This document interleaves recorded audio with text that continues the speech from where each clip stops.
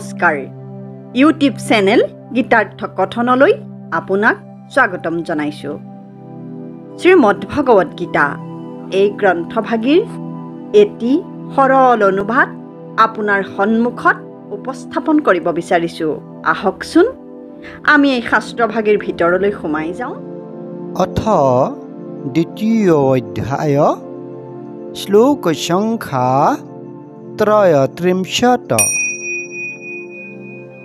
অথ চেত্ত্বমিমং ধৰ্ম্যং সংগ্ৰামং ন কৰিষ্যসি ততঃ স্বধৰ্মং কীৰ্তিং চ হিত্বা পাপম ৱাপস্যসি। সৰলাৰ্থ: পিছে যদিহে তুমি এই ধৰ্ম সমৰ্থিত সংগ্ৰামখন নকৰা, তেতিয়াহ'লে তুমি তোমাৰ স্বধৰ্ম আৰু কীৰ্তি হেৰুৱাই পাপহে লাভ কৰিবা। সৰল পদ্য ভাঙনি: অথবা যদিহে পাৰ্থ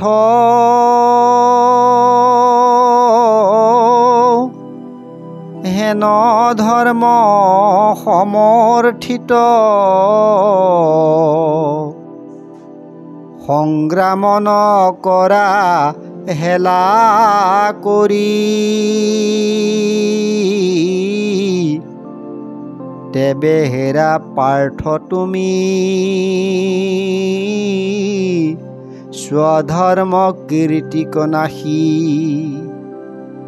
পাপ সাগৰত ৰৈবা পৰি। শ্লোক ভাগৰ সৰল ব্যাখ্যা: এইখিনিতো সত্য কথাই যে কুৰুক্ষেত্ৰ ধৰ্মক্ষেত্ৰ, অৰ্থাৎ কুৰুক্ষেত্ৰ যুদ্ধ ধৰ্ম সমৰ্থিত যুদ্ধ। ভীষ্ম ডাঙৰ ভকত হ'ব পাৰে, মহাজ্ঞানী হ'ব পাৰে, বয়োবৃদ্ধ হ'ব পাৰে, কুৰুবংশৰ সকলোৰে পৰম শ্ৰদ্ধেয় হ'ব পাৰে, কিন্তু ভীষ্মৰো ভুল আছে।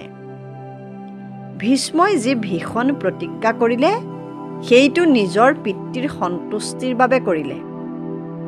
সেইফালৰ পৰা সেইটো ঠিকেই আছিল বুলি ধৰিলেও তাকে কৰিবলৈ ভীষ্মই আজীৱন ব্ৰহ্মচৰ্য লোৱা, কুৰু সিংহাসনত নবহা, যি বহিব তাক ৰজা বুলি মানিব বুলি ইমানবোৰ প্ৰতিজ্ঞা কৰাৰ প্ৰয়োজন নাছিল বুলি ভবা হয়। তাতে তেওঁ পিতৃৰ যি আশা পূৰণৰ বাবে এই প্ৰতিজ্ঞা কৰিলে সিও অবৈধ আছিল। বৈদিক বিধানত বিবাহ বংশৰক্ষাৰ বাবেহে। ভীষ্মহেন ৰাজকোঁৱৰ থাকোঁতে শান্তনুৰ পুনৰ বিবাহ বৈধ হ'বনে? ঠিক তেনেকৈ দ্ৰোণাচাৰ্য, কৃপাচাৰ্য, কৰ্ণ আদিৰো ভুল হৈছিল। কাৰণ আততায়ীৰ ছয়োটা দোষতে দোষী হোৱাৰ পাছতো এওঁলোকে সেই দুৰাচাৰী পাপীসকলৰ সংগ ত্যাগ কৰা নাছিল, অথচ তেওঁলোকৰ হৈ যুদ্ধহে কৰিবলৈ আহিছিল। সেয়ে কুৰুক্ষেত্ৰ ধৰ্মক্ষেত্ৰ। কুৰুক্ষেত্ৰ যুদ্ধ ধৰ্ম সমৰ্থিত যুদ্ধ। আনহাতে ক্ষত্ৰিয় হিচাপে অৰ্জুনৰ স্বধৰ্ম হ'ল অনাচাৰী, অত্যাচাৰী পাপীসকলক নিপাত কৰা। এইবোৰ কৰিব নোৱাৰিলে ক্ষত্ৰিয়ৰ স্বধৰ্মৰ নামত কলংক হ'ব, পাপ হ'ব। তাতে আকৌ গান্ধীৱধাৰী অৰ্জুন বুলি, শিৱৰ পৰা পাশুপাত অস্ত্ৰ লাভ কৰা বুলি, গুৰু দ্ৰোণাচাৰ্যৰ আশীৰ্বাদ লাভ কৰা বুলি, খাণ্ডৱ দাহ কৰা বুলি, মহাধনুৰ্ধৰ বীৰ হিচাপে অৰ্জুনৰ খ্যাতি ভাৰত বিয়পা আছিল। এতিয়া যুদ্ধ কৰি মহাভাৰতৰ যুদ্ধত জয়লাভ কৰি সেই সুনাম ৰক্ষা নকৰিলে তেওঁ পূৰ্বৰ সুনামখিনিও পানী হৈ নপৰিবনে? ডাঙৰ কথা, এই ধৰ্ম সংগ্ৰাম নকৰিলে অৰ্জুনৰ পাপহে হ'ব। আগতে অৰ্জুনে এই কুৰুক্ষেত্ৰ যুদ্ধ কৰিলেহে পাপ হ'ব বুলি প্ৰথম অধ্যায়ত ভগৱানক বুজাইছিল। এতিয়া ভগৱানে ওলোটাই অৰ্জুনক কৈছে, এই সংগ্ৰাম নকৰিলেহে পাপ হ'ব, কিয় বাৰু? কাৰণটো সম্পূৰ্ণ যুক্তিসংগত।